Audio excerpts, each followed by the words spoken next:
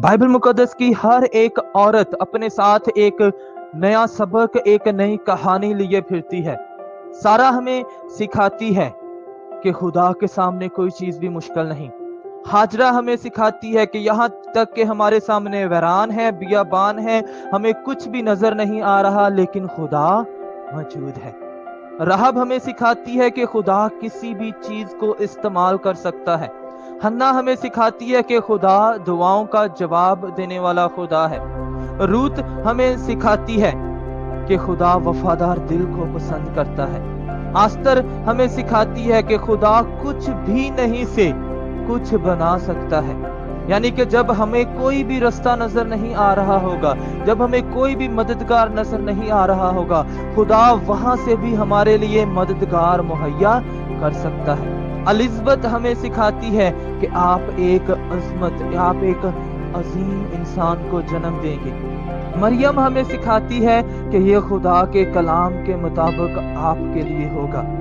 और वो औरत जो 12 बरस से जिसके खून जारी था, वो हमें सिखाती है कि जब सब कुछ खत्म हो जाए, जब सब कुछ हारा जाए, तब खुदा हमारे साथ है।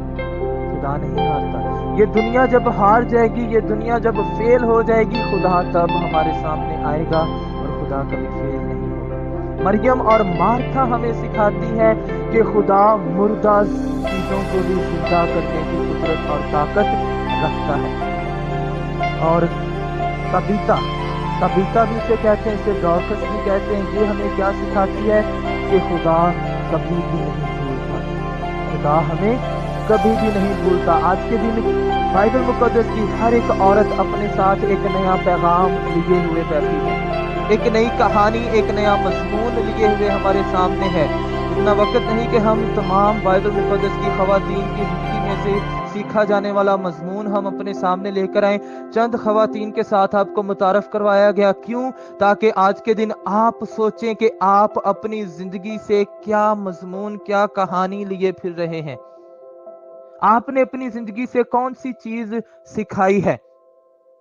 सारा हमें सिखाती है खुदा मुश्किलों में हमारे साथ है। आपकी जिंदगी में खुदा क्या बरकत लिए हुए फिरता है।